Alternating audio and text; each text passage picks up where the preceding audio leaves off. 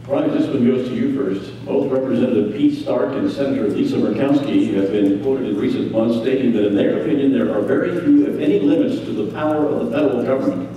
As a candidate for the U.S. House of Representatives, what is your view regarding limits to the power of the federal government?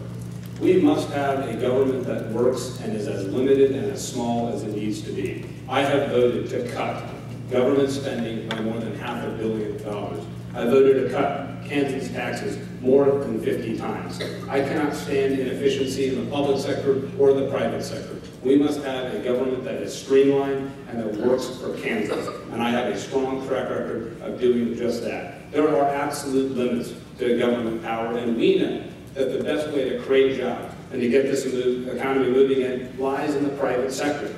And that's why we have to have a realistic approach, again, to making sure we create those jobs.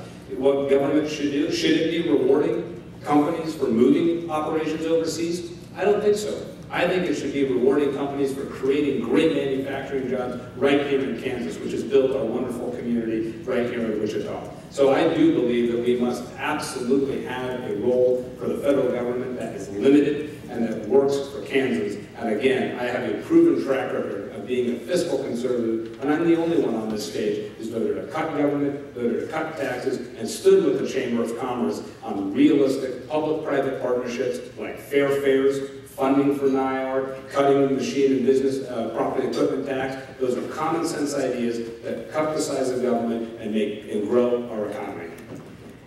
Mike, again, the question, as a candidate for the U.S. House of Representatives, what is your view regarding limits to the power of the federal government?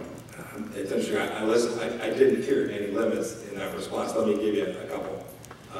But let me start by saying it's true. I have never voted to cut your taxes. I've never voted to increase them, nor did I vote for the two largest budgets in the history of the state of Kansas. I've never held public office before. I've been out doing what you all do. I have a real-world view of the things it takes to grow jobs here in Kansas.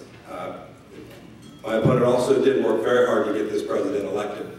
And that president has put in place a group of folks who don't believe there are any limits to the Commerce Clause and the things that the federal government can do, and passed an individual mandate requiring everyone in this room to buy health insurance. I think that's wrong. I think it's a limit on government.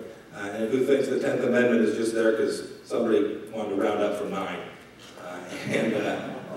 It's an important thing. I'm happy to talk about it when I have 7 more seconds.